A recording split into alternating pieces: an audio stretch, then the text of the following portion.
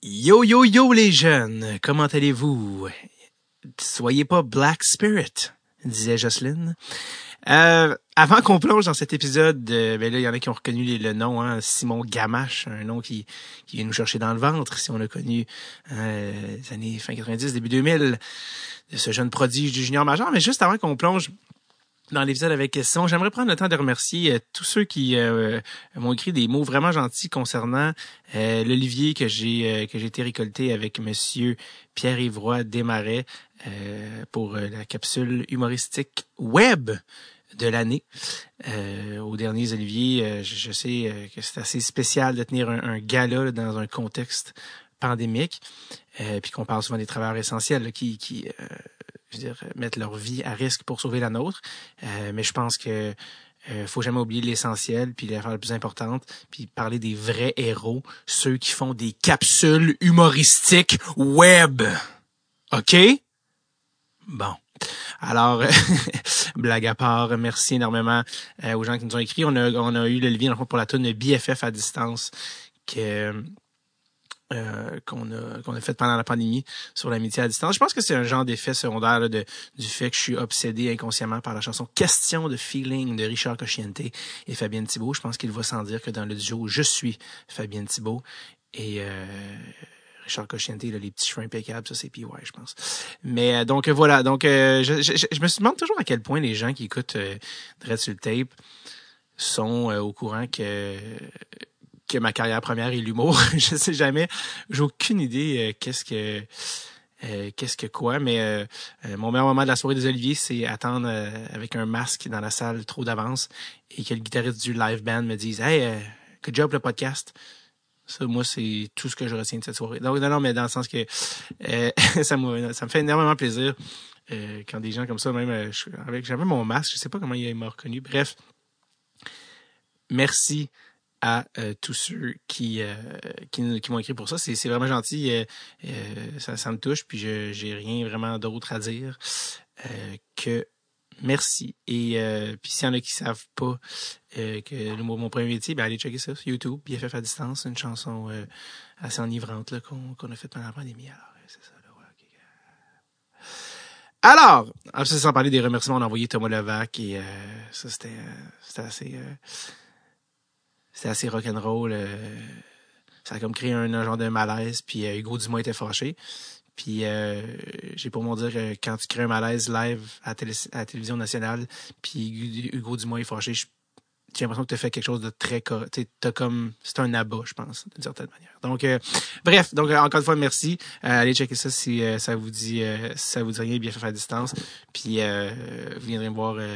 On se verra, en fait, quand on viendra à mon show, là, puis on se jasera après le show du podcast, puis de tout ce qui vous tente. Puis je suis tellement mellow aujourd'hui, là, il pleut en ce moment, au moment d'enregistrer ça, puis... le band First Aid Kit a sorti un album cover de Leonard Cohen aujourd'hui. Je suis complètement under dans l'énergie. Mais, pour nous remonter, eh bien, on a Simon Gamache qui passe au podcast. 25 novembre 2020 qu'on a enregistré ça avec Simon qui est maintenant plus dans la région de Thetford Mines, qui a marqué l'imaginaire avec des saisons dans le junior complètement intenses. Beaucoup disent de lui qu'il est né à la mauvaise époque, qu'aujourd'hui il ferait un tabac dans la Ligue nationale avec les plus petits joueurs. Il est pas complètement d'accord avec ça. Il amène des nuances puis il nous explique pourquoi c'est pas nécessairement vrai. Donc je le laisse. Je vous laisse avec Simon qui va nous expliquer son parcours qui est phénoménal. Puis j'espère qu'il y en a qui les plus jeunes qui le découvrent parce que ce gars-là a une saprée carrière de hockey. Et même, je pense, a battu un record là, de Marco Lemieux dans le junior. Donc, le voilà, monsieur Simon. Ah, puis c'est ça. Les gens qui le mélangent tout le temps avec Simon Gouache. Si tu googles Simon Gamache, tu sors tout le temps Simon Gouache. C'est pas du tout la même personne, là, j'espère qu'il y en a qui sont conscients de ça. Là. OK, le voici. 25 novembre 2020, Simon Gamache.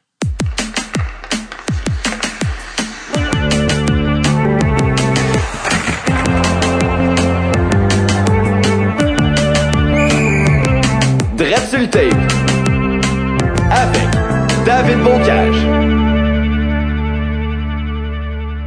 Alors, vous vous souvenez peut-être de lui et de ses cheveux bleachés dorés.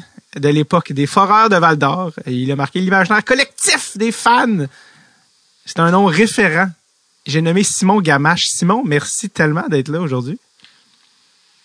Ça fait plaisir, merci. Merci à vous. Là, tu es en direct de Tedford, là, si je me trompe pas. Ça se peut-tu? C'est à Tutoc, c'est à environ 10 minutes, là, juste à côté. Là. Ah, OK. Je vais juste commencer avec parce qu'il y a peut-être les plus jeunes. Peut-être qu'il y a des plus jeunes qui écoutent le podcast ou qui t'ont moins connu, qui t'ont pas vu jouer quelque chose. Juste un petit résumé là, pour les gens qui se demandent c'est qui Simon Gamache, OK? OK, donc, champion Coupe du Président junior majeur, champion de la East Coast, champion Coupe Calder Ligue américaine, champion de la Coupe de la Ligue nationale A suisse, champion de la Coupe Spangler, joueur de l'année dans la Q, meilleur marqueur, MVP des séries dans la East Coast, meilleur joueur dans la saison régulière dans la Ligue américaine, meilleur marqueur et meilleur joueur dans la Ligue nationale A, des saisons de 143 et 184 points dans la Q, complètement obscène, 449 points en 241 matchs dans le junior majeur.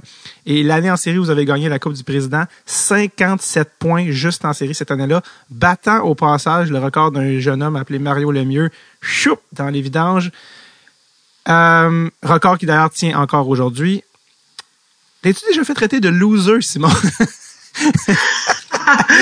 Non, c'est vrai que c'est un beau curriculum vitae. Quand tu regardes ça avec du recul, c'est des beaux chiffres, mais je te dirais que le plus les mieux pour moi, c'est vraiment les championnats. Tu sais, c'est les souvenirs qui venaient avec. Puis en fait, c'est pour ça qu'on joue au hockey. Ben oui, les records, les statistiques, c'est sûr, ça fait partie. Je veux dire, tu as besoin de bons joueurs, puis quand tu as des bonnes statistiques, ça dit que t'as apporté beaucoup de pain sur la table pour l'équipe. Puis tu sais, c'est tout beau ça, mais on dirait que c'est le but de chaque équipe, c'est de gagner la coupe à la fin de l'année. C'est ça que je retiens. Puis c'est vraiment le but de chaque équipe à chaque année dans chaque ligue. Alors c'était vraiment ça mon but, mais fallait, tu sais, si tu veux être payé en conséquence, c'est là, faut que tu mettes des buts, des passes, puis etc. Puis ça c'est le côté personnel de la chose, mais avec du recul, c'est vraiment de ma carrière, c'est vraiment les championnats, puis sinon les présences en finale, même si on gagne pas, par contre, ça fait toute une différence gagnée. Tu te rappelles à chaque moment de chaque coéquipier qui ont fait une grosse différence. Y en a-tu là-dedans des championnats qui t'ont marqué personnellement, que tu te souviens pour des raisons personnelles encore plus que d'autres?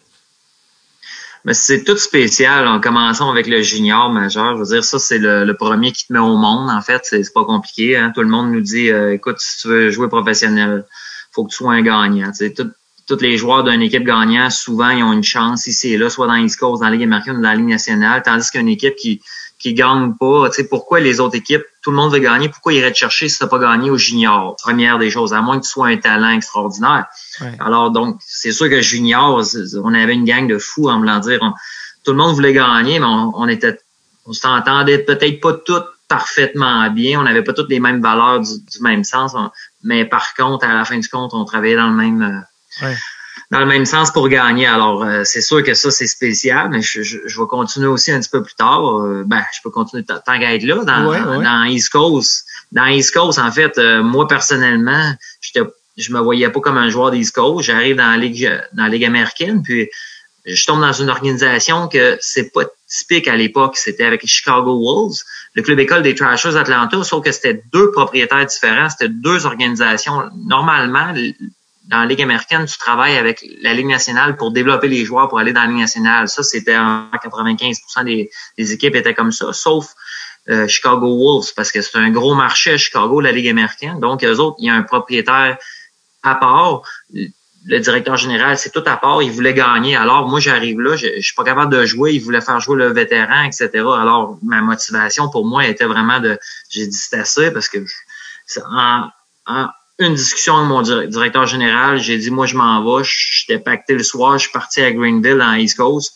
Puis ça, c'était ma motivation, en voulant dire, pour moi, vous m'avez pas fait jouer. Vous vouliez même pas me donner une chance. Je vais vous montrer ça que je suis capable de jouer à un autre niveau. Puis on est allé dans East Coast. Puis avec une autre bonne gang de gars, on a gagné. Alors, pour cette année-là, j'ai gagné. Eux, ils ont gagné aussi, mais pour moi, c'était mon défi personnel. Puis l'année d'après, je suis revenu plus fort. Puis j'ai eu ma chance, puis j'ai joué. Puis comme tu as dit, j'ai été un des bons joueurs dans la Ligue américaine aussi. Ben oui. Partons dès le début, là, toi, évidemment, ce qui t'a mis au monde, en tout cas dans l'œil du public, c'est le junior majeur, évidemment, où là, la tension médiatique est plus grande. Mais raconte-moi parce que je pense que ça t'avait quand même marqué, parce que toi, tu viens de la région de Thetford, justement. Raconte-moi quand ta mère, elle t'a mis sur l'autobus à Thetford. Je pense que c'est quelque chose qui t'a comme marqué. Puis que tu te souviens, t'avais quelque chose en tête, t'avais un objectif en tête, là. Ben, on recule le midget 3. Tu sais, j'avais un entraîneur, disons que c'était peut-être pas sur la même page, mais bon, j'étais comme pas tant nécessairement supposé de faire l'équipe, ou plus ou moins, puis j'étais plus ou moins dans ses plans, mais Pourquoi? peu importe, j'ai fini un des meilleurs dans l'équipe avec Kevin Cloutier. Point de vue individuel, l'année était quand même pas si pire avec les gouverneurs pas les gouverneurs, les commandants de Lévis, pardon.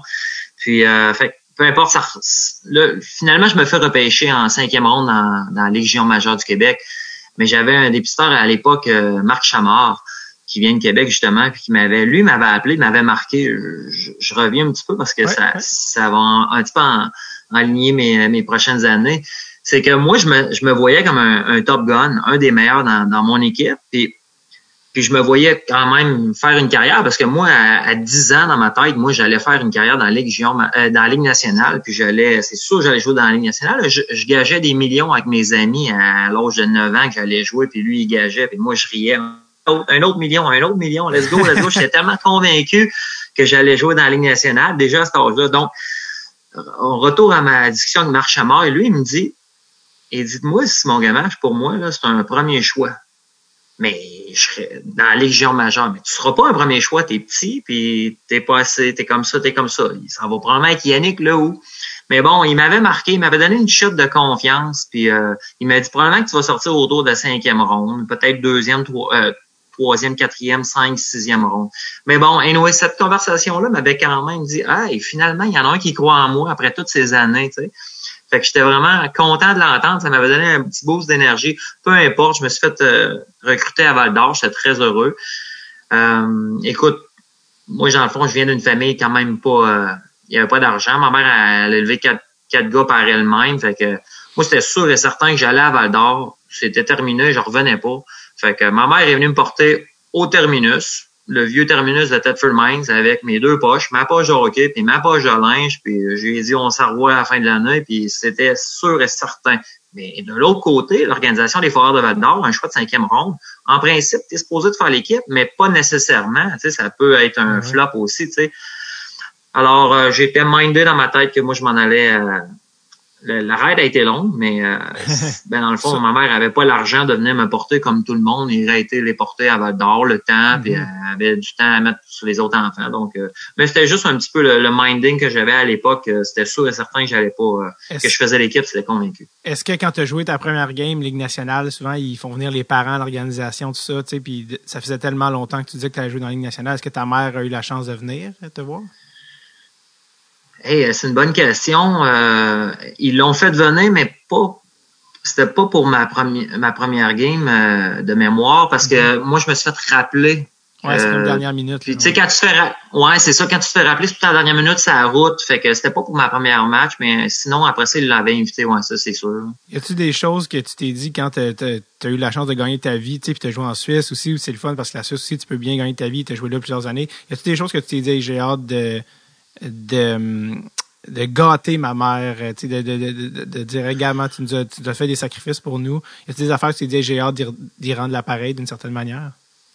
Ben, le premier, oui, c'est sûr que quand t'es jeune, t'es motivé par ça, mais tu sais, comme tout bon parent, on dirait qu'il refuse souvent, hein. On dirait qu'il, tu sais, je lui ai acheté un auto neuf, tu sais, elle était super contente, mais bon, c'était comme, pas trop, là, pas plus que ça, là, tu sais, puis à chaque année, je voulais l'inviter, tu sais, comme tu dis, à n'importe où j'étais allé, je payais tout le temps, mettons, je l'invitais pour venir en avion ou en auto ou peu importe.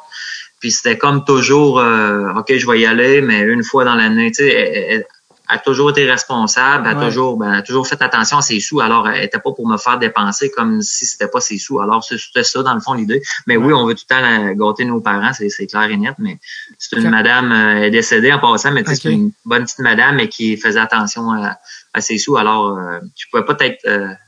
fallait j'y aille mollo. Avec parcimonie. Quand t'es arrivé à Val-d'Or, dans le cycle d'un junior majeur, souvent, on va pour gagner, après ça, reconstruction, c'est un peu un genre des cycles de 3 ans. Toi, quand t'es arrivé, les Foreurs venaient de gagner la Coupe du Président l'année d'avant. Oui, mais ça, encore là, c'était parfait parce que pour moi, c'était de la belle énergie. C'était le but ultime. Je venais de voir comment il avait mis les Roberto Luongo, les Jean-Pierre Dumont, les Steve Bégin, etc., tout sur un piédestal. Puis moi, c'est de même, ça a fondé c'est ça que je veux. C'est vraiment ça que je veux gagner. Puis comme tu dis, puis je connaissais pas tant la game non plus, je l'ai appris peut-être au jour le jour et semaine à semaine. Comme tu as dit, c'est un cycle. Là, ils m'ont fait comprendre que cette année, on n'allait pas gagner sous toute réserve. Là. Mais bon, c'est un petit peu une déception, mais peu importe, il faut quand même que tu te développes en tant que joueur personnel. Puis, mais oui, la reconstruction a été quand même assez longue. Là, la première année, ça a bien été avec Gaston Terrien, mais la deuxième année, on a fini dernier, mais c'était un mal pour un bien après pour revenir plus fort pour gagner la Coupe du Président en 2000. Ben oui, c'est comme t'as commencé, t'es arrivé l'année après vous gagnez la Coupe du Président, puis là vous avez reconstruit puis t'as gagné à ta dernière année junior. T'as comme vraiment vécu le cycle au complet. Ouais, ben c'est ça un peu pour tout le monde en gros. Sauf que nous on l'a eu la swing de perdant-gagnant là en 2 ans, ça a été quelque chose. Mais aussi à l'époque on a eu des bons échanges. Stéphane Pilote, notre directeur général. Il a fait les bons moves, il savait qu'on s'en allait nulle part, puis c'est un peu c'est ça la game du junior. Ouais. Quand tu sais que tu n'as aucune chance, tu reloads pour l'année d'après, tu laisses aller tes bons joueurs de l'année présents pour l'année d'après. Malgré les saisons extrêmement offensives que tu as eues, tu n'as jamais joué, puis corrige-moi si je me trompe, mais tu n'as jamais joué pour l'équipe canadienne junior au championnat du monde de hockey junior. Non, mais ça a été une autre source de motivation pour moi aussi dans l'année justement qu'on a gagné la Coupe du Président. Tu sais, parce que tu sais, il invite les joueurs. Ben il y a un pré-camp l'été, je vais pas être invité. Après ça, il y a un camp.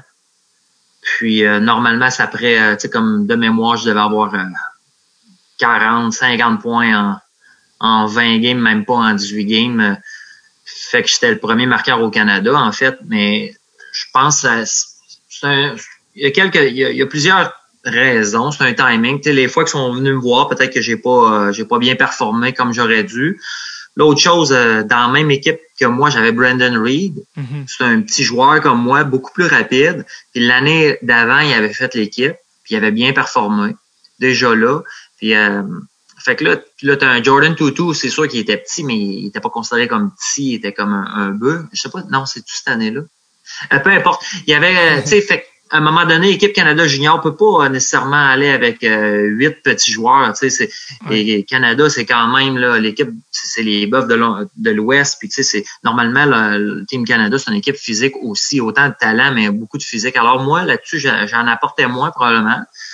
Je suis fait des suppositions, mais puis en même temps, j'étais pas le plus vite non plus. Alors, mais comme j'ai dit, Brandon, il était. Ouais. Ah, c'est ça, parce que dire Brandon, qui était ton coéquipier à Val-d'Or, a fait l'équipe, il était pas comme plus petit que toi, même.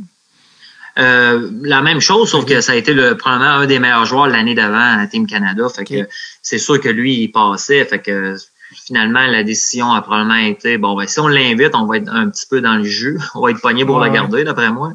Fait que je vais mieux faire que d'autres, mais bon, d'après moi, ils ont fait leur équipe un peu comme ça, mais bon, je fais beaucoup de sous-en. Ouais, c'est ça. C'est ça. Sauf que, comme j'ai dit, cette année-là, pas me faire inviter, ça me motive encore plus pour justement leur montrer que, regarde, non, c'est ça, c'est beau. Vous voulez pas gagner. Non, mais en tant que compétiteur, c'est de même tu le vois. Je dis, regarde, on va amener mon équipe à la fin, puis on va gagner, puis on va lui montrer. Puis finalement, on s'est rendu en finale de la Coupe Memorial. On n'a pas gagné, mais perdu par un but en overtime. Mais bon, mon combat individuel. C'était contre qui la Coupe Memorial cette année-là? Red Deer. OK. Red Deer. Les Rebels. Ouais, c'est ça. Aïe. Mon Dieu, OK, fait que non seulement la Coupe du Président, mais à un but en overtime de la Coupe Memorial cette année-là. Ouais, on l'a fait dévier dans notre but en passant. Ça? Ça, c'est un de nos joueurs a essayé d'intercepter la passe transversale dans notre zone puis à la rentrée. Mais bon, c'est la vie, c'est ça le hockey, mais ça fait mal, on a passé si près. Ça fait mal, mais il y a encore une cicatrice. Exactement. T'as eu beaucoup de championnats par la suite. En tout cas, ça, c'est sûr. Il y a un gars qui a joué à Val-d'Or. Ça, c'est vraiment... Ça me fait rire. Là. J'ai hâte de savoir que tu me parles de ce gars-là parce je pense qu'il a juste joué 4 games à Val-d'Or. Je sais même pas si tu sais de qui je vais te parler. Mais malgré... 4 petites games à Val-d'Or, puis probablement peut-être même dans l'Amérique du Nord. Il est devenu le meilleur compteur de l'histoire de la KHL. et j'ai nommé Sergei Moziakin. Est-ce que tu te souviens? Oui. Je savais pas qu'il avait joué, mais non, c'est sûr, c'est un excellent joueur de hockey. Tu veux aller où avec ça, là? Ben, j'allais dire, parle-moi de ce gars-là. Les Russes, il y a tout le temps 1000 affaires à dire sur un Russe qui débarque à Val-d'Or. Je m'en rappelle pas de lui, honnêtement. Pour vrai? C'était en quelle année qu'il a joué, ouais? C'est en quelle année? Ça, écoute, je me souviens pas la saison exacte, là, mais c'était dans les années où tu étais là, c'est pour ça. Puis, vu comme je te dis, il a juste joué, je pense, 4 games, là, c'était vraiment une affaire il est arrivé en coup de vent. Fait que c'est normal aussi que tu t'en souviennes pas, mais si tu m'avais dit, oh shit, oui, je me souviens de ce gars-là, dans les pratiques, il torchait, je sais pas pourquoi il est parti, ou pourquoi il buvait de la vodka en se levant le matin. Tu sais, je sais pas ce que tu allais me dire, tu comprends ce que je veux dire. J'ouvrais la porte à toutes ces possibilités. Là, j'ai un petit flashback. Je savais même pas que c'était lui. Je vais le revérifier pour être certain, mais je me rappelle, il y avait un bon Russe, justement. Mais tu sais, c'est pas évident, là. C'est comme un Québécois, ou n'importe qui s'en va en Russie. C'est vraiment pas évident. Il y a bien des choses qui sont différentes. Puis même, à la limite, de sortir du junior majeur, aller dans la Ligue américaine ou dans l'East Coast, avec le langage, avec la culture. Il y a bien des choses qui expliquent. Fait que, tu sais, pour vrai, puis la politique rentre là-dedans en plus. Souvent, le Russe, il a pas bien joué dans le camp. Pourquoi il va prendre une place d'un Québécois? Tu sais, ça. Mais tu sais, écoute, il a fait toute une carrière en Russie. Hein, tu vois, je me rappelais même plus si c'est que c'était lui qui avait venu. Là, tu vois comment tu sais, ça marche pas. Là. Absolument. Samuel nous confirme que c'était la saison 98-99 que Sergei a joué. Et il dit non? Ben, toi, t'étais pas là. 2000. Ah, ben, 98-99, ben oui, j'étais là. Ça veut dire, mais là, ça serait ma 98-99, 2000. Ouais, ça serait mon année recrue, tu vois. Ouais, c'est ça, là, je pensais. Ouais, c'est ça. OK, mais comme j'ai dit, il était jeune aussi, puis tu sais. Ça se peut aussi que tu te souviennes pas de lui, puis c'est bien correct. Je suis sûr qu'il se souvient peut-être pas. Il se souvient pas de toi, c'est sûr qu'il se souvient pas de toi. C'est juste que lui, vu qu'il a eu une carrière, puis lui, c'est le genre de gars que il y a toujours eu la question, et s'il était venu en Amérique du Nord? Les gens ont souvent comparé à, pas Datsuk, mais en voulant dire, le gars, il a tellement torché la Ligue russe. Puis lui, c'est un choix de genre 9 ou 12 de Columbus. Fait que c'est pour ça que je prenais une chance, mais il n'y a pas de stress là. C'est ça. Revenons à parce que là, c'est ça, tu parlais de ta saison recrue. Tu avais eu une saison plus qu'un point par match. Puis là, ta saison du draft, c'est là que tu as eu 143 points. Oui, vas-y. Mais je t'arrête, parce que ma saison du draft était vraiment à 17 ans quand j'ai fait 60 presque un point par match. C'est ta première saison d'éligibilité. C'est ça. Je me suis pas fait repêcher à cause de ma taille. Puis pas juste ça. La taille, c'est parce que aussi, quand tu me regardes, j'avais pas l'air d'un gars super vite comme un Martin Saint-Louis sur la longue distance. J'étais très vite dans un coin, quick start, puis etc. Mais fait que ces deux constances-là, ça fait un petit peu, je suis pas sûr. Puis j'avais pas pété non plus les scores. J'avais fait 60 quelques points. De mémoire, 19 buts, 43 passes, le quoi de même, 62 points. Mais c'est l'année d'après, j'ai fait 143 points. Mais tu sais, encore là, j'aurais pas dû me faire repêcher. C'est à l'époque, j'avais rencontré Normand Poisson, le dépisteur des Thrashers d'Atlanta. En fait, c'est lui qui m'a repêché. Mais bon, à la fin, mon agent m'avait appelé. Je n'étais pas supposé vraiment me faire repêcher, mais je m'aurais fait inviter à la place à Chicago. Mais vu que, comme Atlanta avait démontré un petit peu d'intérêt, on leur a dit, écoute, c'est pas compliqué. La première équipe qui voulait l'inviter, Simon, c'est Chicago. Alors, je vous le dis, si vous voulez l'inviter, faut vous le repêcher. Fait que mon agent, il a comme un peu forcé la note. Fait que, en principe, j'aurais même pas dû être repêché, mais bon, Ça a été bon pour moi, pour ma confiance, mais ça a été pas bon pour moi parce que comment ça marche?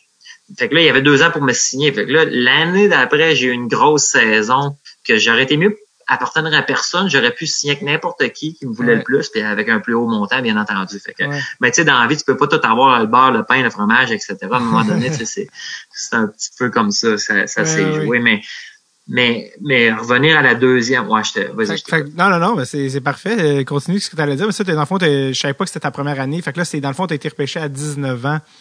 Puis ça, 18 ans. À 18 ans, mais t'étais... OK, fait que toi, c'était vraiment... il fallait que tu sois bon dès que tu arrivais dans le junior.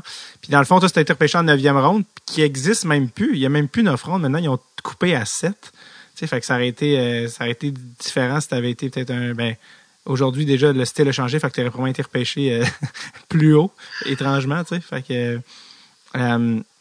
mais oui, c'est ça. Bref, en fait, toi, tu t'es-tu pointé au draft ou c'était comme, non, comme t'attendais chez vous, là? Ouais, j'ai attendu chez nous parce qu'à un moment donné, décider d'aller là-bas, tu sais vraiment pas si tu vas sortir. Tu peux vivre plus une grosse déception que d'autres choses. Moi, j'ai évalué que de toute façon, mon but, c'était pas de me faire repêcher. Là. Mon but, c'était de jouer dans la Ligue nationale puis faire une carrière. Tu sais, le fait de se faire repêcher, c'est beaucoup, t'es un bon prospect ou t'es pas un bon prospect. Tu sais, après, mettons, la deuxième ronde, là, les deux premières rondes, je te dirais, tu sais, t'as vraiment une grosse shot, mais après ça, je veux dire, tu peux mettre ton nom dans un sac parce que t'as juste à faire tes preuves, puis lui qui veut le plus va réussir.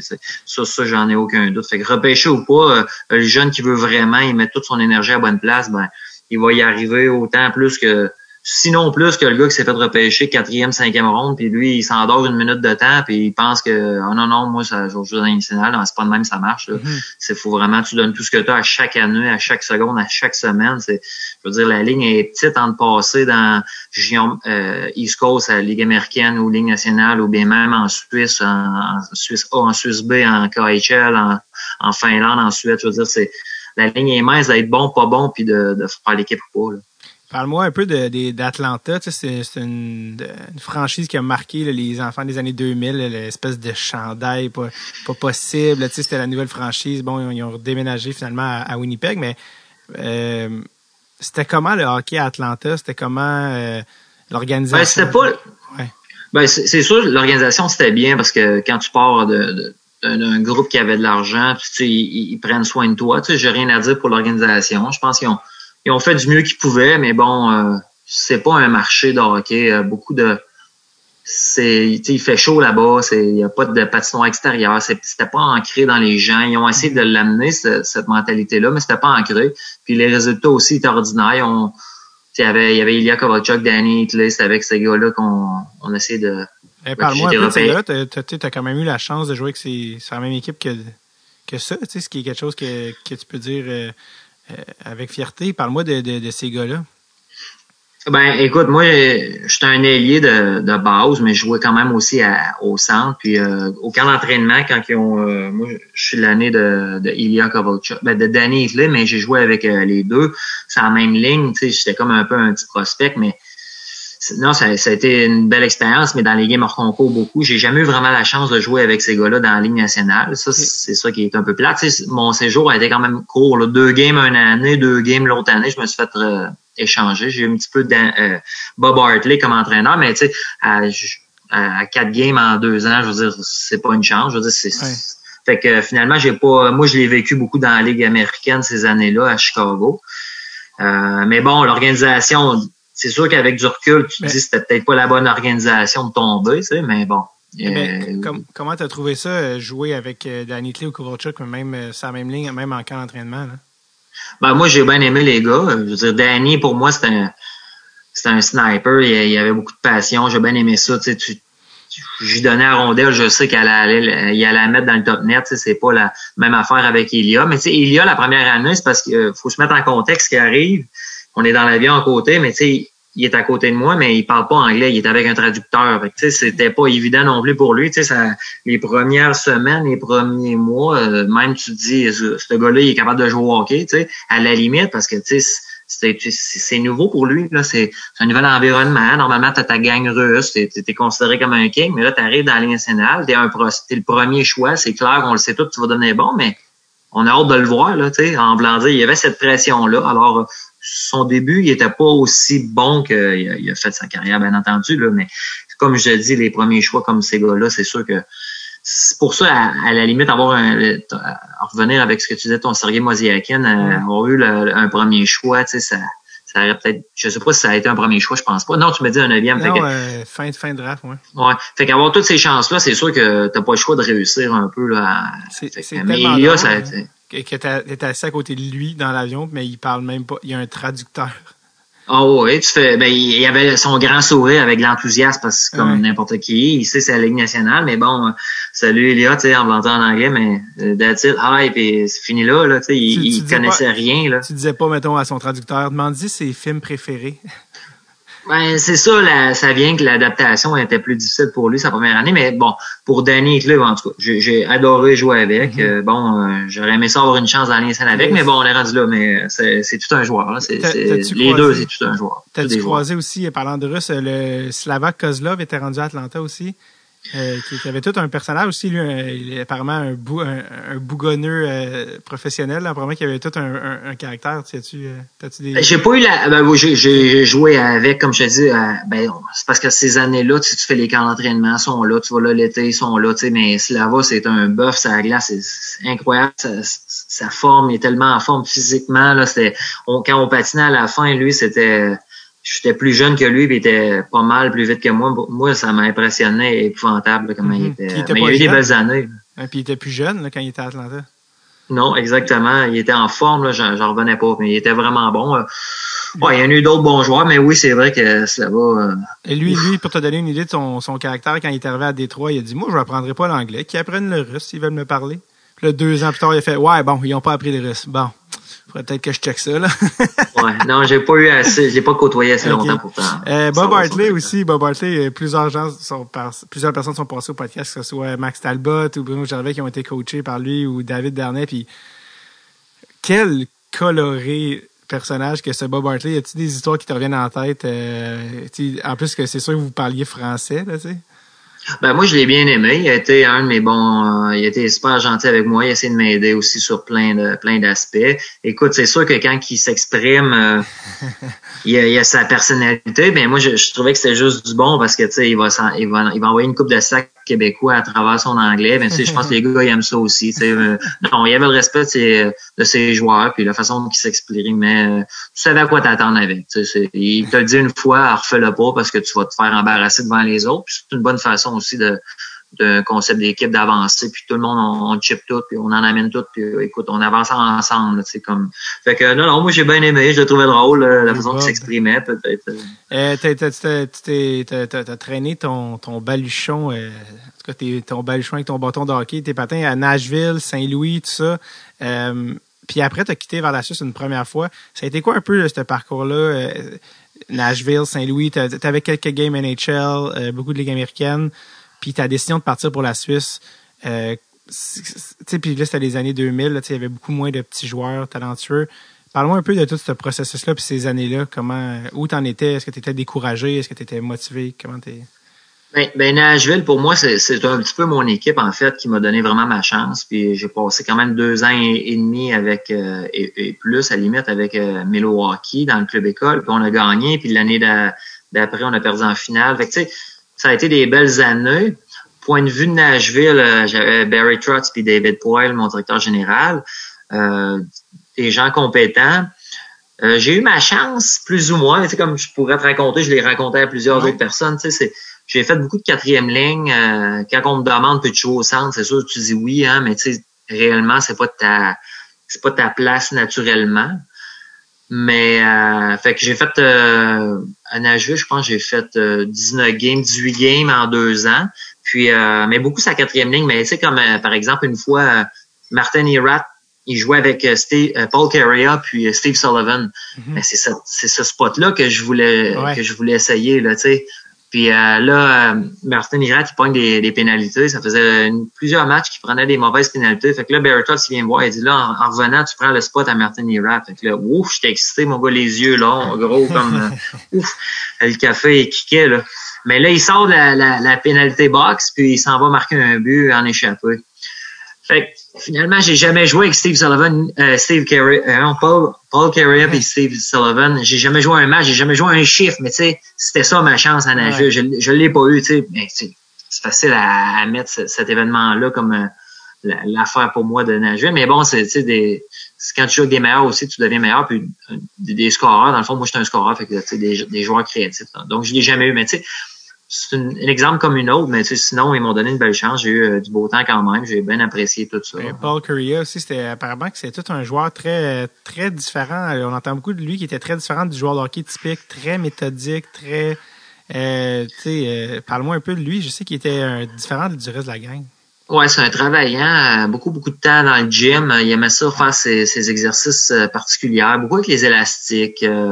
Il avait ses croyances, puis écoute, il a fait en masse salariale, il doit faire au-dessus de 100 millions avec ses années, donc ça marchait pour lui évidemment, puis il avait eu des belles années dans ces années-là, il a marqué une tonne de buts. Alors, mais oui, mais je pense qu'il misait beaucoup sur la force mentale. Donc, à partir de là, puis je gênais pas nécessairement il s'en cachait pas. Fait que, tu sais, peut-être une opinion de un va dire, c'est spécial, mais bon, moi, j'interprétais pas ça comme spécial. Je me disais, moi, il est créatif, puis ça marche bien pour lui. Fait que je vais essayer d'apprendre de lui, tu sais, quand tu côtoies des gars comme ça.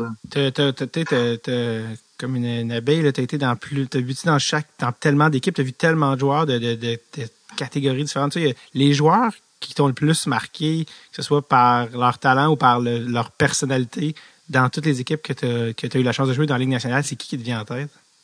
Ben moi, c'est les gros noms, tu sais, comme je t'ai parlé on a parlé d'Ilya Kovalchuk, Danny Hinckley, là, je suis à Nashville, je te parle de Steve Sullivan, qui était tout un joueur, Paul Kariya. Mais là, après ça, je vais continuer, tu sais, j'arrive à Nashville, j'arrive à Saint-Louis, je me fais ramasser ces waivers. Ça, c'est une bonne chose en soi. Là, j'arrive, mes premiers matchs, je joue avec Keith Tkachuk, Doug Weight. Fait que là, ça, c'était vraiment ma chance. Ça, c'était ma meilleure chance de toute la Ligue nationale. Fait que là, j'étais allumé comme pas un. Je pense dans mon premier match, je pense que je fais un but. Le deuxième match, une passe ou quelque chose comme ça. Fait qu'après 2-3 matchs, j'avais 3 points. Mais là, bon, Keith Tkachuk, tout un joueur, ben c'était le gros joueur, en fait. C'est un privilège, en fait, de jouer avec. Il se fait casser le doigt. Fait que là, il est out pour 2-3 mois. Fait que tu vois, ma chance, elle vient de partir. Là, je partais, tu sais, j'en profitais de jouer avec des bons joueurs. Et là, Keith Tkachuk se blesse. Alors, bon. Fait que ça, c'est un autre épisode, mais regarde, on peut pas... Mais tu sais, c'était quand même l'équipe la moins bonne dans la ligue. C'est une équipe de reconstruction. Fait que c'était pas évident. Il y avait vraiment Doug Weight qui était bon, puis Keith Tkachuk. Les autres, c'était des bons joueurs, mais jamais des, comme on parle, là, tu sais, des kingpins. Mais bon, sinon, après ça, c'est à Toronto. Ça a été Matt Sundin. Ça, c'est impressionnant aussi. Ça, c'est... j'ai eu un chiffre avec, m'a fait toute une page, j'aurais dû scorer, j'ai envoyé ça dans le top net, mais juste 6 pouces pas assez haut, fait que j'ai pu refaire ma chance, mais bon, non, c'est ces joueurs-là qui me marquent. Ouais, c'est ça.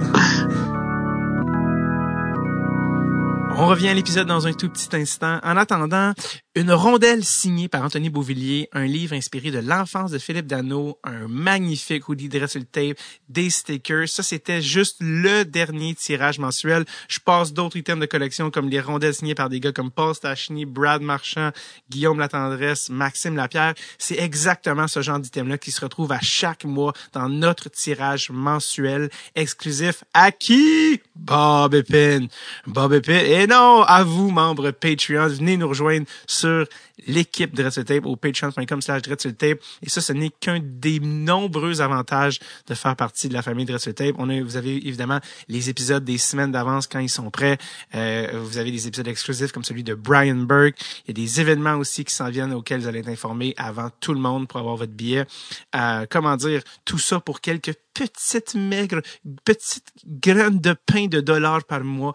Et ça se passe où? Au patreon.com/Dress sur le tape.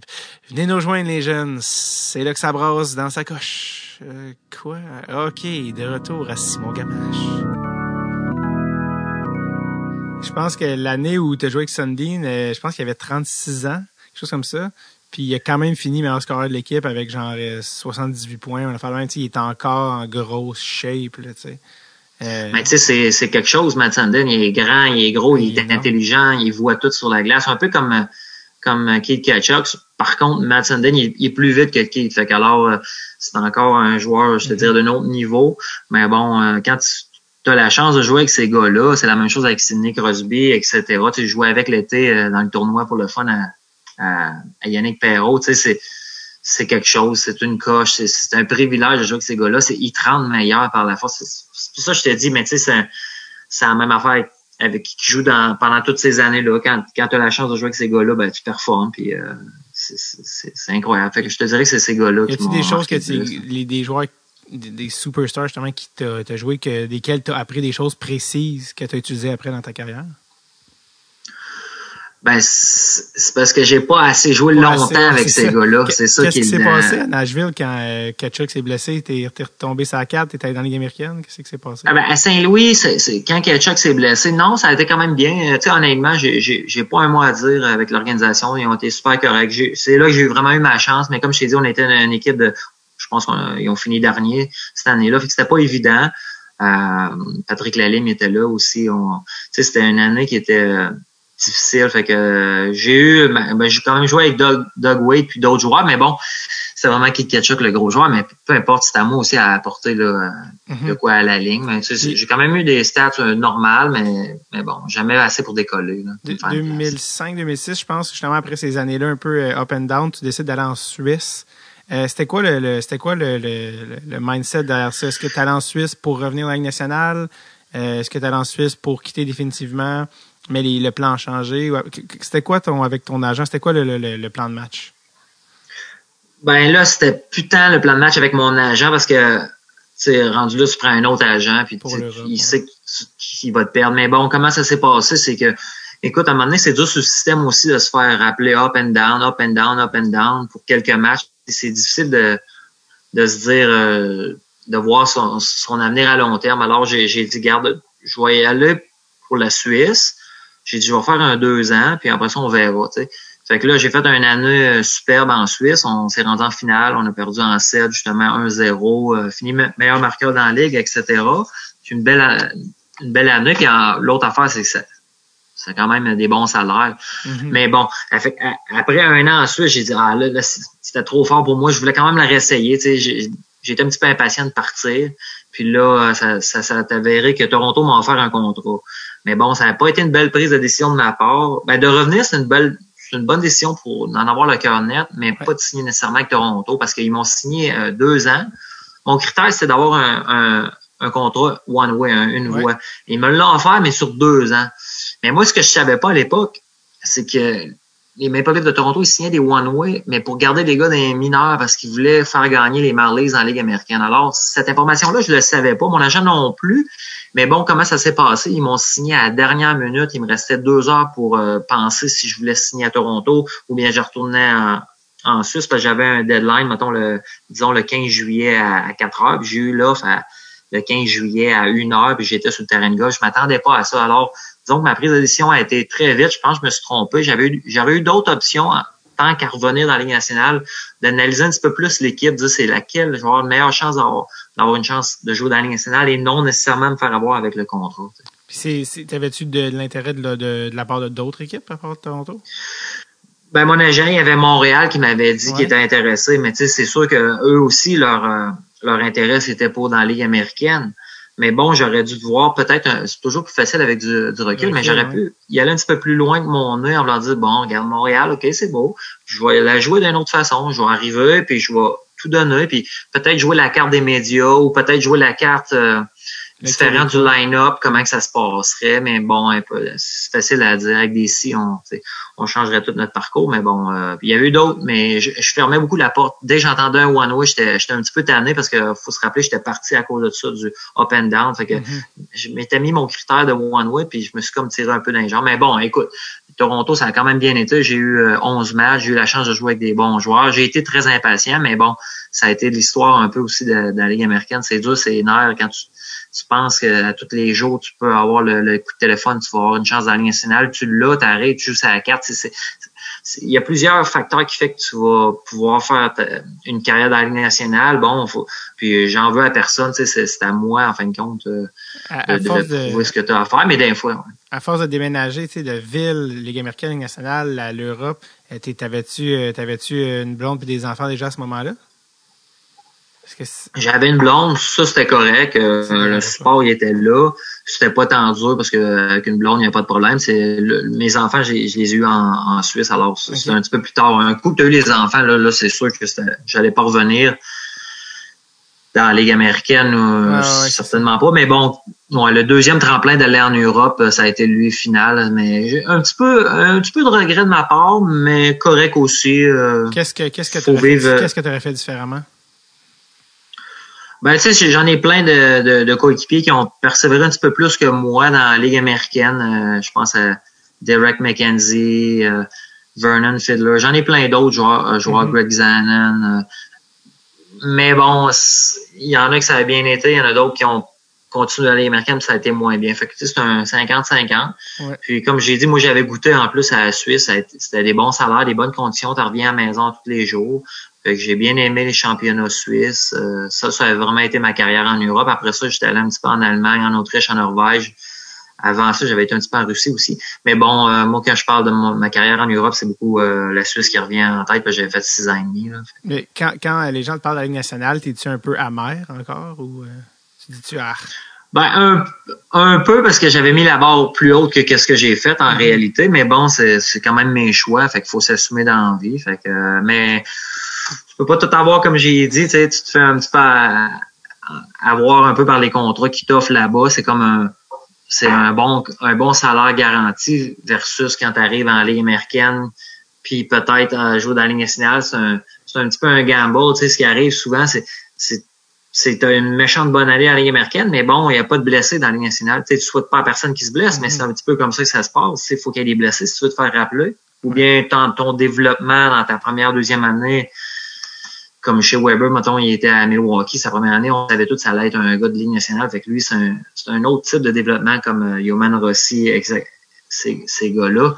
Mais nous, des gars comme moi, faut que tu fasses ta place, puis il faut que tu sois, faut vraiment que tu déplaces quelqu'un. Fait que ce que j'ai jamais vraiment réussi à faire, mais comme j'ai dit, ça vient aussi souvent d'un blessé. Tu sais, tu vas finir la saison, tu vas avoir un 10 matchs en Ligue nationale, tu sais, tu vas dire, hey, c'est pas beaucoup. Puis là, dans ces 10 matchs-là, tu vas avoir eu 7 matchs sur la 4e ligne. Fait que là, finalement, il te reste 3 matchs que tu as joué peut-être sur la 2e ligne. Tu as peut-être eu du 2e powerplay. Fait que, tu sais, pour un gars comme moi, tu as besoin de powerplay, tu as besoin d'être bien entouré. Ça, c'est une façon, ou là, t'as la deuxième façon de commencer dans la Ligue nationale, mais tu pars sur un rôle plus diminué, jouer sur le piqué en désavantage numérique, tranquillement, une 4e ligne, un joueur défensif, ce que je n'étais pas nécessairement à l'époque étiqueté. Fait que, en tout cas, c'est plus compliqué que ça. Là, mais il y a beaucoup de variables, mettons. Est-ce que, fait que là, dans le fond, tu as joué avec chez Weber? Oui, dans la Ligue américaine, oui. Ben là, ça, chez Weber, c'est devenu une légende, là, probablement qu'il va être un Hall of Famer, des médailles d'or olympiques. C'est quoi ton souvenir de chez Weber? Ben, c'est ça. On n'en a pas parlé, mais là, ça me revient à l'esprit. Ben, écoute, c'est sûr que Shea, c'était son année recrue dans la Ligue américaine. Mais bon, je le voyais tout de suite qu'il avait le caractère. Il savait ce qu'il faisait. Très impressionnant. Pas un mot à dire. Je te dirais, il était parfait pour... il a joué la moitié dans la Ligue américaine, la moitié de la saison. Il a fait ce qu'il fallait. Il a pas brûlé les étapes. Il a vraiment fait vraiment un beau parcours, mais tu savais, mais encore là, tu sais, on le voit. Là, fait que, il a pas changé. Je veux dire, son caractère dur, tough, il était comme ça et tout dans la Ligue américaine sa première année, puis c'était correct aussi. C'est un bon gaillard. Fait que il jouait comme son attitude était. L'autre qu'on n'a pas parlé, c'est Romagna aussi, en fait, à Berne, quand il avait 17 ans, on a gagné. Il a commencé à 16 ans, puis on a gagné quand il avait 18 ans. Fait que ça, on le voyait tout de suite, ça allait être une superstar, mais tu sais, c'est tout un bon gars, c'est vraiment un talentueux dans tous les sports, je te dirais. On joue au ping-pong, là, puis le petit maudit était dur à battre, là. Fait que il devait être compétitif aussi, j'imagine. Sur tous les sports. Parce que c'est ça, toi, parce que tu étais là à Berne la première fois avant que tu reviennes dans la Ligue nationale, puis c'est là que tu avais été champion compteur. Puis d'ailleurs, quand tu es champion quand tu es le meilleur marqueur de ton équipe, tu as le casque jaune, comme pour identifier une cible qui. J'allais dire, c'est quoi, quand tu as le casque jaune, tu le portes, qu'est-ce que ça change? Comment les équipes, est-ce que ça change quelque chose, la manière que les équipes t'abordent? C'est quoi l'affaire? Qu'est-ce qui devient différent quand tu mets le fameux casque jaune avec des flammes? Ben, moi, je trouve que c'est pas une mauvaise façon pour le marketing en plus, parce que, tu sais, souvent, t'as des gens qui viennent voir un match de hockey, mais tu sais, ils vont là pour l'ambiance, leur ami, les invités, etc., mais ils connaissent pas nécessairement tous les joueurs. Fait que quand tu mets un casque jaune, au moins, ils savent qui regarder, c'est la première des choses. Lui, il est bon. Fait que ça, c'est bon pour le public, je trouve. Pour l'œil aussi, quand tu passes à la télé, tu sais, ça t'accroche ton œil, ton gilet est enflammé un petit peu plus que les autres. Mais bon, en tant que joueur, quand tu l'as, tu viens de le dire, t'es vraiment une cible. Alors, des fois, c'est moins bon, mais faut que tu te surpasses un peu plus. C'est sûr que t'es vraiment une cible, là. Physiquement, tu le ressens un petit peu plus, je te dirais, mais bon, c'est pas mauvais. Ouais, j'allais dire, t'as joué justement à Berne. La première fois, t'es retourné après ça à Berne plusieurs années avant d'aller à Fribourg, mais Berne, apparemment, que c'est vraiment là, dans les plus gros clubs. Là, je pense qu'il y a du 17 000 personnes, je pense, par match. C'est un des plus gros clubs de la Ligue suisse. Parle-moi de l'expérience, parce que c'est quand même, je veux dire, je sais que ton objectif, c'était la Ligue nationale, tout ça, mais ça reste que c'est du hockey de haut calibre, puis c'est une ambiance complètement folle, là, la Suisse. Les tambours. Ouais, défini. Ouais, vraiment, c'est une belle ambiance. Ben, c'est la foule l'aréna la plus grosse en Europe, tout confondu, même la Russie, etc. Fait que Berne, c'est un gros marché. Comme tu as dit, c'est comme une fête à toutes les fois. Les gens, il y a moins de matchs, alors les gens sont plus intenses, je dirais, ils chantent, les tambours. L'ambiance, c'est vraiment le fun. Moi, j'aimais ça. C'est mieux, en fait, que dans la Ligue américaine. Dans la Ligue nationale, c'est comparable, je te dirais, ça dépend où. Mais Berne, c'est vraiment une belle place, une belle ville, un beau marché de hockey, mais je te dirais que presque toutes les équipes en Suisse A, c'est des beaux marchés de hockey. C'est les gens, c'est leur première équipe, c'est comme les Canadiens de Montréal. Tu t'identifies à ton équipe, même si c'est pas Berne, comme à Fribourg, c'était la même affaire, c'est un amphithéâtre beaucoup plus petit, mais c'était plein à craquer, il y avait de l'ambiance à mourir, c'est excitant en tant que joueur, c'est le fun là, qu'il y ait autant de chaque seconde peut compter, peut faire crier 6, 8, 20 000 personnes. Tu sais, je te dirais que c'est plus intense qu'en Amérique parce qu'il y a 80 matchs en saison dans la Ligue nationale. Mais bon, c'est sûr, la Ligue nationale, c'est la Ligue nationale. Mais ça se résume beaucoup à ça. C'est la meilleure équipe de leur ville. Alors, la télé est là, etc. On m'a dit, moi, vu que tu jouais à Fribourg, on m'a dit que Fribourg, c'était vraiment peut-être, à exception de peut-être plusieurs autres villes dans la Ligue suisse, que c'était vraiment le sport numéro 1 dans la ville. Tu sais, t'es vraiment, vu que c'est plus petit aussi, t'es vraiment une vedette locale. Les gens te reconnaissent. Il y a cet aspect-là que peut-être tu passes plus inaperçu dans d'autres villes. Comment t'as trouvé ça à Fribourg, tu sais, d'être vraiment une star ou d'être reconnu en dehors de la patinoire? Puis est-ce que tu avais aussi plus de pression, tu sais, de performer dans des marchés comme ça? Deux choses. Le fait de se faire reconnaître, je pense qu'on est habitué au fil des années, c'est un peu ça, mais les Suisses sont quand même des gens distants, ils vont respecter, ils vont pas exagérer dans le mauvais sens, c'était parfait, mais le bouton que tu viens d'activer, sur moi, c'est la pression, parce que on est les Canadiens, tous ceux qui viennent pas de la Suisse sont considérés comme des joueurs étrangers, puis ils ont une limite à chaque année. Souvent, ça a changé au cours des années, mais le plus régulièrement, c'est 4 étrangers, mais ça inclut un Russe, souvent un Finlandais, un Québécois, un Canadien, puis un Américain. Alors, c'est pas compliqué, l'attention est sur ces 4 joueurs-là. C'est eux qui sont responsables là, de faire gagner l'équipe. Puis s'ils gagnent pas, c'est ces 4 joueurs-là qu'on échange, qu'on n'échange pas, qu'on dit merci, bye-bye, on s'en va. Fait, parce que c'est vraiment là, parce que les Suisses, ils ont un beau luxe de choisir où ce qu'ils veulent aller. Donc, si moi, je suis un Suisse allemand, je viens de Zurich, j'ai le choix d'aller jouer à Zurich. Alors, les équipes sont limitées au point de vue, ils n'ont pas d'échange. Alors, leur seule carte des équipes de changer leur face, c'est de changer leurs joueurs étrangers. Alors, il y a énormément de pression. Ça, c'est pire que n'importe où même que dans la Ligue nationale. Souvent, il y a même, la plupart du temps, pas la plupart, mais souvent du temps, il y a des joueurs de la Ligue nationale qui viennent en Suisse, qui sont pas capables de jouer. C'est à chaque match, le projecteur il est sur toi. Puis si l'équipe perd puis tu joues bien, souvent ils connaissent peut-être pas autant le hockey que ça revient souvent, la faute est à ces 4 joueurs étrangers là, ce qui est un peu dommage, mais bon, c'est à peu près ça. C'est un peu le marché suisse. Puis qu'est-ce qui a fait que tu as passé de Berne à Fribourg après plusieurs saisons? Après un certain temps aussi, c'est normal. Comme j'ai dit, ils veulent changer leur face de leur équipe. Fait que ça faisait une couple d'années que j'étais là. Puis on a eu des mauvaises années dans les séries éliminatoires. T'sais, on finit premier dans la ligue, puis on se fait éliminer en première ronde. Ça, c'est quelque chose d'inacceptable. Donc j'y ai passé comme un peu tout le monde, mais c'est normal. Je veux dire, ça fait partie d'un joueur de hockey de se faire déplacer d'équipe, mais j'ai eu une belle opportunité à Fribourg, ça j'ai vraiment aimé ça. Mais aussi Fribourg, ce qui fait que c'est français, fait que t'es un petit peu plus au courant, tandis que c'est ta langue, alors plus c'est petit aussi, alors non, ça a été un moment spécial pour moi, Fribourg, j'ai aimé ça.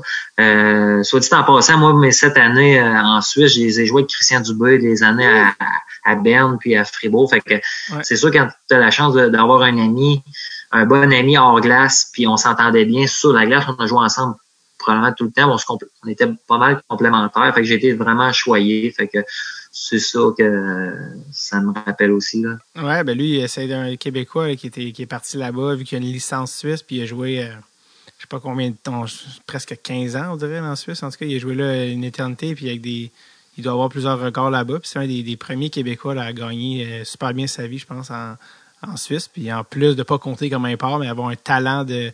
Je pense que c'est un choix de deuxième ronde des Rangers, là, Christian a fait le même. Fait que bref.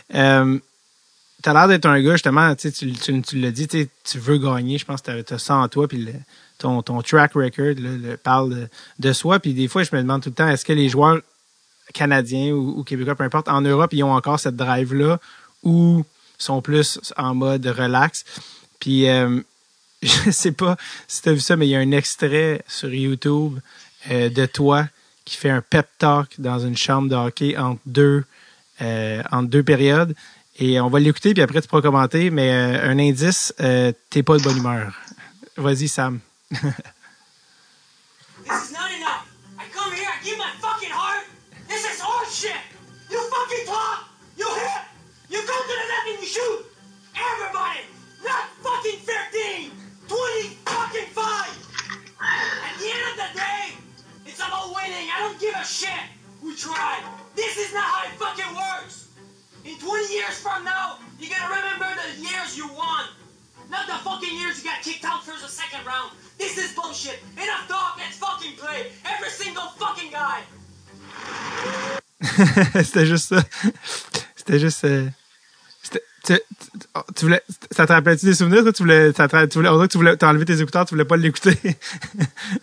Ouais, non, ben c'est pas des beaux souvenirs, évidemment, parce que je me rappelle là, comme si j'étais hier, mais ça, c'était à Oslo, en Norvège, puis on était encore là, une bonne équipe sur papier, puis ça allait pas bien dans les séries. On avait quelques joueurs que tu viens de dire, ils apprenaient ça relax, mais tu sais... c'est ces joueurs-là, justement, qui continuent plus non plus à jouer. Mais bon, non, c'est quand tu me dis ça tantôt, il y en a qui l'apprennent un petit peu plus mollo. Ben, si tu l'apprends mollo, tu feras aucune carrière en Europe. Ça, c'est l'erreur typique numéro 1, là, n'importe quel joueur, là. C'est ça que je dis souvent, que plein de gars de la Ligue nationale arrivaient puis pensaient que ça allait être facile. Mais tu sais, au hockey, c'est pas beaucoup, hein, que t'es un héros, que c'est pas beaucoup que t'es pas bon, là. Fait que, ça, c'est une erreur à penser que, non, faut que tu donnes ton 100% à toutes les fois. Non, ben, c'est sûr aussi, en plus, en anglais, c'est drôle de s'entendre. Puis, ouais. Disons que j'ai pas mâché mes mots non plus, là. Disons qu'il y a beaucoup de F-bomb puis ouais, mais c'est le même aussi. ça part dans une chambre de hockey puis n'importe qui dit l'inverse te ment, là. C'est le même ça parle pour vrai d'une chambre de hockey, mais nous donne en contexte de cette game là, c'était quoi qu'est-ce qui se passait? Je savais même pas que tu avais joué en Norvège. Il est même pas sur ton Elite Prospects, je pense, Norvège. Fait que je sais pas si il doit être là, mais c'était bref. J'ai joué les 3 quarts d'une saison. C'est que non, on était dans les séries, puis on jouait contre un gros marché aussi, Stavanger. Puis ça, c'est où ils font du pétrole beaucoup en Norvège. Mais bon, on était une équipe qui aurait pu gagner à la fin. Mais on n'a pas bien joué dans les séries. Je pense que dans le fond, ça se résume à ça. Puis quand tu sais que t'es meilleur, puis qu'il y en a qui, on dirait qu'ils donnent pas ce qu'ils ont. C'est parce que tu sais, moi j'ai toujours joué avec mes tripes à fond. Je veux dire, il n'y a pas un match de ma vie, à part dans la Ligue nationale, que mes dents voulaient jouer un autre 10 minutes. Mais sinon, il n'y a pas un match que je n'étais pas vidé raide, que je pensais même. Tout ce que je pensais, c'était de manger bien hydraté puis d'aller me coucher pour le lendemain parce que je savais que la saison était longue, parce que moi, mon objectif, c'était de gagner. Fait que quand tu donnes toutes tes tripes, tout ce que t'as, puis que tu vois d'autres mondes qui te donnent pas, ben à un moment donné, il faut que ça sorte. Puis d'habitude, je le dis d'une meilleure façon. Ben d'habitude, je vais pas me rendre là. D'habitude, ça va mieux que ça dans les séries en tant qu'équipe. Donc, ça allait juste moins bien. Fait que faut en réveiller d'une autre façon. Te souviens-tu si ça avait changé? Comment s'était passé le reste de la game? Ça avait-tu fonctionné? Les gars avaient-tu levé ou non? Non, c'était une drôle de saison. Comme j'ai dit, c'était... Non, ça avait pas marché comme j'avais voulu. C'est sûr que en partant, oui, quelques minutes, c'est tout le temps bon, soit une période ou soit 2-3 matchs. C'est ce que tu souhaites en le faisant normalement, surtout dans les séries. Mais bon, on avait perdu quand même la série, donc ça avait pas marché. Tu l'avais-tu déjà revu, cet extrait-là, sur YouTube? Ouais, une fois, mais j'aime pas ça m'entendre. Alors, Puis surtout quand que je perds un peu mon... j'étais en contrôle encore, là, mais bon... Et c'est genre l'affaire que ton gars ou tes enfants t'ont pas montré. Hey, je t'ai vu sur YouTube en train de péter un câble. Non? Ouais, ils me l'ont déjà dit, là, mais je les ai dit de pas l'écouter. Ce qui nous amène à maintenant, parce qu'après ça, finalement, je pense que t'as fini, t'as fait en Suisse plusieurs années, tu t'es ramassé même, t'es revenu un petit peu à Thetford, t'es allé jouer en Autriche, puis t'es revenu à Thetford, mais Simon Gamache, aujourd'hui, 2020, what's up? Je sais que le hockey, c'est fini depuis quelques années, mais où est-ce que t'en es dans ta vie, en fait, actuellement? J'ai travaillé presque 3 ans à l'Industrie d'Alliance dans les placements et finances. Puis c'était bien. J'adore les placements. Beaucoup. L'assurance aussi, ça va, mais bon, c'est de la sollicitation pour moi qui est. Fait que là, j'ai arrêté ça là environ 8 mois. J'ai d'autres choses à la table. Là, ça va peut-être se concrétiser dans les prochaines semaines. Donc, je peux pas trop en parler, mais point de vue entreprise. Là, fait que, OK, mais ça serait pas. Mais bon, le coaching, c'est pas impossible parce que. Ouais. Je coach mon garçon, mes filles à Ringuette, puis ma fille, excuse. Puis je l'ai dans le sang, disons. Fait que c'est juste, ça implique beaucoup de sacrifices. Je suis pas certain encore aujourd'hui si je suis prêt à repartir 3 ans à Val-d'Or ou à Bécomo ou bien à Cap-Breton, ainsi de suite. Puis ensuite, après ça, repartir 2-3 ans dans la Ligue américaine. Parce que moi, quand j'entreprends quelque chose, je le fais comme du monde. Alors, si je décide de devenir entraîneur, c'est pour être entraîneur dans la Ligue nationale puis gagner 10 coupes cette année. Là. Donc, j'ai pas pris encore mes décisions, mais que je fonctionne. C'est quel âge ont tes enfants en ce moment? Ma plus vieille, elle a 12 ans, mon garçon a 10 ans et ma plus petite, elle a 7 ans. Fait que c'est des années aussi que c'est bon d'avoir un petit peu de stabilité. Okay. Quoique, on verra la suite. Ouais, c'est ça. Dans le fond, eux ils vont à l'école, ils ont les amis, tout ça, donc certaines stabilités, mais visiblement, c'est pas difficile de voir que le hockey fait encore bouillir ton sang. Donc, j'imagine que c'est ça, il doit y avoir une partie de toi qui chatouille encore là, de continuer de vouloir gagner. Là. Ouais, c'est l'enfer. Ma femme arrête pas de me regarder. Quand je regarde moindrement la télé, je veux dire, c'est ça, erreur, ça c'est bon, ça je ferais pas ça de même, tu sais, puis pourquoi il a fait ça, je veux dire, puis là, j'étais un peu émotionnel, un peu beaucoup, fait que souvent je ferme la télé parce que là, c'est un peu trop, là, fait que non, c'est pas long que je regarde le hockey puis j'ai juste le goût de coacher tout de suite cette équipe-là, là, que je rendrais ces joueurs-là 100 fois meilleurs, mais bon, écoute, c'est des choix que j'ai pas fait encore, mais je l'ai dans le sang, mettons. Y a-t-il des choses que tu as compris depuis que tu coaches, ne serait-ce que du hockey mineur, tu sais, des enfants, des choses que tu vois ou que des réflexions que tu as que tu fais, hey, j'ai joué longtemps comme joueur puis j'ai jamais pensé à ça. Tu sais, des fois, tu vois ça dans Non, parce que la vérité, c'est que quand je jouais, je coachais en même temps. Fait que j'ai toujours, tu sais, l'autre affaire, c'est que j'ai toujours été quand même un joueur important dans mon équipe, là. Partout ce que j'étais allé, à part dans la Ligue nationale, là, j'ai toujours été un des kingpins, j'ai toujours été très à l'aise de parler avec mes entraîneurs. Ouais. J'ai aucun complexe. Puis j'aime ça parler aux gens. Alors, j'avais une bonne communication avec tous mes entraîneurs, avec tous les bons joueurs aussi, avec tous les joueurs de même. Mais fait que j'ai toujours eu l'impression que stratégie, j'étais dedans pas mal. Fait que quel genre de coach tu serais, tu penses? Ce serait quoi tes forces? Les deux. Je suis beaucoup d'émotions, mais je suis très, très technique. Puis contrairement à ce que les gens pourraient penser, je suis quand même assez défensif. Beaucoup même de coach défensif. Okay. Même que si c'était pas ma qualité numéro 1, mais au fil des je me suis amélioré. Puis j'ai un système d'équipe, t'as pas le choix si tu veux gagner d'avoir de quoi d'être sur la coche défensivement. Donc, mais émotionnellement, c'est sûr que oui. Là, mais si t'es un tactiquement coach aussi, l'impratique. Ben oui, si t'es un coach défensif, si Simon Gamache, le coach, est défensif, est-ce que Simon Gamache, le coach, serait un mauvais coach pour Simon Gamache, le joueur? Non, absolument pas, parce que je t'ai parlé défensif d'un concept d'équipe, mais bon, l'offensif, c'est la créativité, tu sais, c'est juste de mettre la ligne. Tu peux l'essayer à ce moment-là, il n'y a pas de problème. Tu sais, c'est les turnovers qu'on essaie des revirements qu'on essaie de diminuer le moins possible. Ceux-là qui vont te faire mal, mais il y a toujours tout un temps du match. Il y a des moments de l'essayer dans tes pratiques. Il y a des moments, tu peux pas.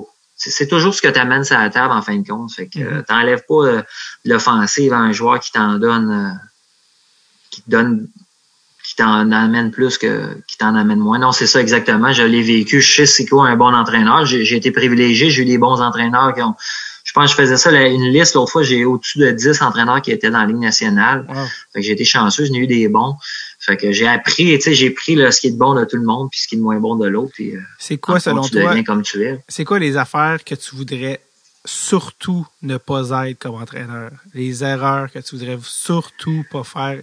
Quel type d'entraîneur tu ne voudrais pas être? Ben, non, je suis pas mal déjà, manquer de respect, mais ça, c'est ma première affaire. En fait, la question, si je peux la phraser différemment, c'est quoi les erreurs que tu trouves les plus communes faites par un entraîneur? Ben, moi, je pense que c'est le manque de communication parce que moi, je pense que ça part tout le temps 1 à 1. Puis, oui, tu travailles en équipe, mais moi, je pense que où ce qu'un entraîneur va être meilleur qu'un autre, c'est ses relations 1 à 1. Parce qu'il y a moyen de... Puis c'est important de le faire avec chacun de ses joueurs, un suivi à l'année, puis une conversation. Je me rappelle de Claude Noël spécifiquement. Lui, il était fort là-dessus, des 1 à 1. Puis il écoutait ce que tu disais. Puis bon, écoute, ça, c'est comme ça, l'équipe. En ce moment, je t'entends. Amène-moi-en, je vais t'en donner. Tu sais, c'est beaucoup la communication qui est la... Puis au sorti, ouais, puis je pense, répondre à ta question, aujourd'hui, on est en 2020, là. On n'est pas... on sort pas le fouet, puis il y a des moyens de se faire comprendre sans nécessairement être obligé de crier. Je pense que il y a pas personne qui aime ça se faire crier après. Tu sais, j'en ai eu des coachs comme ça. Je l'ai toujours bien pris, j'ai toujours été capable de rediriger l'énergie dans le positif, mais je pense que c'est la façon de s'exprimer, c'est la façon de travailler avec les gens que en 2020, t'as pas le choix de t'adapter aussi. Là. Même si les choses étaient différentes dans mon temps, on s'adapte. Avec qui on travaille. C'est qui, en fait, les coachs que peut-être que tu observes le plus travailler, desquels tu t'inspires le plus en ce moment? Y a-tu des modèles? Écoute, tous les gars qu'on voit dans la Ligue nationale, c'est sûr qu'ils doivent être bons en quelque part. Je les ai tous pas eus. C'est sûr, quand tu penses à un Barry Trotz, que ça fait 20 ans qu'il est là, il était sur la coche. J'ai eu Todd Richards aussi. Il y a eu du positif en tant qu'assistant entraîneur. J'ai eu John Anderson, mais Claude Noël, mais je pense que je vois beaucoup de mon vécu et non de ce que je vois à la télé parce que quand tu as travaillé avec ces gens-là, c'est différent qu'à la télé. Ouais, je disais ça parce que je sais que John Cooper, je pense qu'il est comme assez réputé pour être vraiment bon en termes, tu parlais de relations avec les joueurs, tu sais, je pense que c'est pratiquement s'il n'est pas ami avec les joueurs, en tout cas à la limite de, tu sais, vraiment friendly, vraiment pas old school, tu sais. Mais t'as pas le choix. T'as pas le choix deep down parce que ton objectif restera toujours de gagner. Tu veux gagner, mais à la fin du compte, là, c'est facile de dire je veux gagner, mais tu vas avoir 20 gars finis mentalement, fatigués physiquement. Mais là, il faut qu'ils veulent encore pour toi, là. Il faut pour eux autres, mais aussi parce qu'il y a des moments difficiles dans une saison que les joueurs s'ils décident qu'ils laissent tout à l'œil, le coach, il se fait mettre dehors. Là. Tu sais, c'est fréquent, ça, là. Ça va moins bien, t'as 6 défaites, mais il faut que ces gars-là se disent tabarnak, je peux pas faire ça pour mon entraîneur, ça n'a pas de bon sens. Tu sais, il est correct, ce gars-là. Là. Tu sais, faut vraiment qu'il care for you, puis qu'il care for each other aussi. Là. Ça va loin, c'est profond, tu sais, le travail. Simon, j'ai l'impression que ce n'est qu'une question de temps avant de te revoir. Pas loin d'un band. OK. Comment tu trouves ça, coacher ton gars? Je suis très intense. Écoute, mais là, c'est parce que là, mais ça, c'est l'autre affaire. Il faut quand même, je revienne sur terre en voulant dire c'est des gars de 10 ans. Fait que, tu sais, non, mais grosso modo, je les fais jouer beaucoup. Ça, c'est la première chose que je te dirais qu'une erreur pour bien des entraîneurs à bas âge. Tu veux leur montrer trop de choses. Les petits gars, ils écoutent même pas. Ils ont les dents là, qui sortent. Ils veulent juste jouer avec leurs amis puis scorer un but dans une pratique. Puis c'est de même tu t'améliores. Fait que non, j'adore. Mais là, avec le COVID, on s'est fait couper ça assez vite. J'ai hâte de reprendre une de nos activités. Ouais. Quand tu disais tantôt, quand tu disais ta blonde elle trouve intense quand tu regardes le hockey de la Ligue nationale, quand tu regardes les games, il y a une affaire qui revient souvent, c'est par rapport au fait que par le style de joueur que t'étais quoi, 5 et 9, quelque chose, avec des skills offensives, ton style aurait mieux fité dans l'époque actuelle, au jour d'aujourd'hui. Je pense même Stéphane Leroux t'avait nommé ici au podcast dans les types de joueurs, tu sais, et s'il était né un peu plus tard. Est-ce que des fois tu penses souvent à ça puis tu te dis aujourd'hui j'aurais pu percer dans le top 6 ou t'es-tu un peu entre guillemets jaloux là, des joueurs nés après 90? Non, honnêtement, non. J'y crois pas non plus tant que ça parce que, comme j'ai dit, j'étais pas ultra rapide. Je pense qu'il faut vraiment être rapide maintenant. Là. C'est vraiment les joueurs, tu les vois patiner, puis je leur lève mon chapeau. Ils ont les coups de patin fluides, puis je l'avais pas nécessairement. Fait que, tu sais, à recommencer au début avec des écoles de hockey, peut-être de patin, ça m'aurait peut-être aidé. Mais non, puis même que je me considérais, j'ai fait ce qu'il fallait j'étais capable d'utiliser mon corps dans la bonne façon à la limite permis avec les arbitres de cette époque-là, ce qui n'est plus permis aujourd'hui. Fait que non, je vois pas tant que ça. J'ai fait ce qu'il fallait en temps et lieu. Puis comme j'ai dit, avec des si, on serait tous milliardaires. Fait que, est-ce que tu mets l'emphase sur envers ton gars, les affaires que toi t'aurais voulu. Tu sais, par exemple, est-ce que t'es comme à ton gars, bon, le patin, il va falloir que dès le début, tu sois rapide. Il va falloir que tu travailles des affaires, tu sais, que toi t'aurais aimé travailler plus jeune. Est-ce que Oui, c'est sûr, mais là, il y a juste 10 ans, fait que c'est ça, faut pas oublier. Je veux dire, l'important, c'est qu'il s'amuse, hein, je pense, c'est beaucoup ça. Oui. Mais je te dirais que il est peut-être chanceux de m'avoir parce que j'ai passé par là. Tu sais, c'est souvent de mes amis qui ont des enfants comme Sébastien Bordelot, déjà son garçon Thomas Bordelot s'est fait repêcher dans la Ligue nationale, puis ça va bien. Puis tu sais, j'en ai d'autres exemples qui sont bons juniors, fait que c'est certains qui ont les bons conseils, hein, fait que sont avantageux. Mais oui, c'est sûr que je sais quand même quoi y montrer en temps et lieu. Comment il réagit à tes conseils? Il est-tu comme votant, tu me gosses, t'es mon père, ou il écoute? Non, il écoute parce que souvent, je peux le dire à son coéquipier puis ou à un ami qui s'amuse avec, puis c'est sûr qu'il va peut-être écouter encore plus, mais tu sais, il voit que les autres jeunes m'écoutent pas mal, hein, fait que il dit comment ça, tu sais, il catch pas, j'ai joué dans la Ligue nationale, fait que lui, il a catché là, mais bon, ça a pris un certain temps. Mais c'était à moi aussi à doser comment, parce que c'est mon garçon, mais tu sais, c'est à moi à doser, puis il est comme les autres, fait partie de l'équipe, puis Sébastien Bordeaux, il est passé au podcast, c'est dans la première saison, puis là, son gars a été repêché cet été, deuxième ronde de San Jose. Là, les gars ont recommencé. Lui, il a décidé d'aller universitaire. Il a vu que il y a la citoyenneté américaine, il joue pour les États-Unis, Thomas. Puis là, il a décidé de jouer college américain. Est-ce que je sais pas si tu as vu son but cette semaine? T'as-tu vu ça? J'ai pas vu son but, j'ai vu qu'elle va recommencer, mais j'ai pas vu son but, mais Sébastien, c'est des bons amis, on a joué ensemble à Berne, oui. Puis Thomas jouait dans le salon avec chez Sébastien quand il était tout petit, lui, il en mangeait du hockey, fait que là, je connais très bien. Tu vas pouvoir dire que tu y as tout appris. Ben écoute, si vous avez si toi ou les gens qui nous écoutent ont pas vu ça, en tout cas au moment où on enregistre Thomas, je pense dans la première semaine, ça évidemment le clip a été mis sur Instagram puis il a tourné en boucle, mais je pense qu'il arrive je sais pas si c'est en 2 contre 1 ou quoi, puis il fait un genre de toe drag là, ou en tout cas bref il change ses hanches là, pour ramener la rondelle, puis le défenseur qui slide évidemment se perd dans la brousse, puis finalement il va scorer backhand, mais bref, pour un gars qui s'est fait un nom comme passeur, il a l'air d'un gars qui est capable d'en scorer aussi. Dernière affaire que je voulais te dire avant de te laisser aller, c'est que il y a un ami humoriste qui arrête pas de me dire qui s'est souvent fait appeler Simon Gamache. Et je sais pas si ça dit quelque chose, mais est-ce que tu me vois venir, c'est tout de qui je parle? Ouais. Simon Gouache? Ouais. Tu le connais-tu? Non, je le connais pas personnellement. Okay. C'est parce que quand tu tapes mon nom ou tu tapes son nom, un et l'autre s'en va dans le Google un peu. Ouais. Fait que c'est sûr ça peut. Fait que dans le fond, tu te Google souvent. Non, c'est pas. Oui, quand tu tapes Simon Gouache ou tu tapes Simon Gamache, je pense les vidéos 3 à 9, c'est genre des galas juste pour rire de Simon Gouache. Mais t'as-tu déjà vu de ses numéros?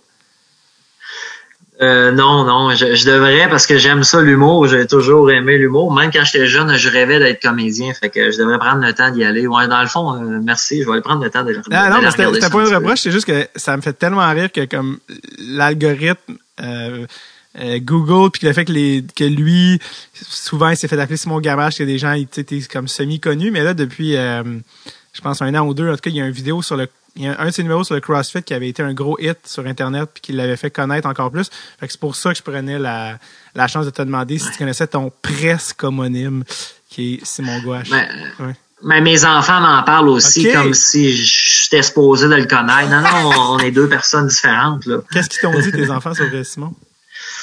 Dernièrement, là, j'essaie de me rappeler exactement. Là, c'est dans une, je peux pas te dire exactement, mais ils ont mis le nom sur la table. Puis je les ai dit, non, on n'est pas dans la même famille. Là, c'est pas pareil. Là, c'est drôle parce que Simon, il allait avant d'être humoriste, il allait à l'école avec ma sœur. C'est pour ça que moi je le connais quand il était jeune. Puis justement, c'est un gars qui jouait au hockey puis qui suivait beaucoup ça. Puis je pense que son père avait des billets de saison pour le Rocket de Montréal. Fait que lui, il a regardé ça.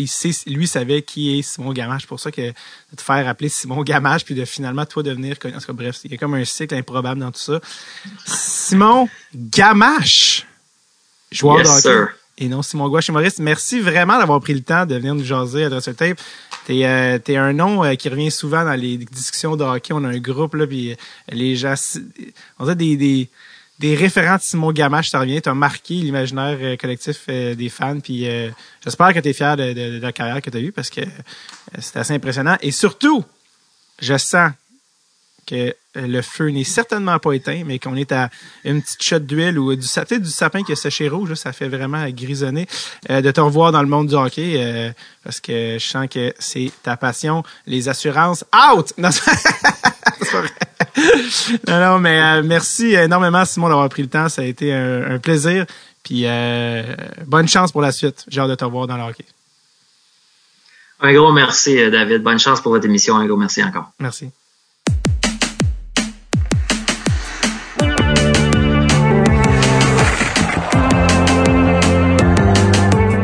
Merci à Simon Gamache d'être passé au podcast. Sinon, profitez de la semaine, profitez de la vie. C'est court, ça nous glisse entre les doigts. On peut pas rattraper le temps. On se réveille un matin, caclar, on est mort. La face dans le tapis, il est trop tard. Appelez votre BFF, dites-lui que vous l'aimez. Crank the volume, BFF à distance, disponible sur iTunes, Spotify.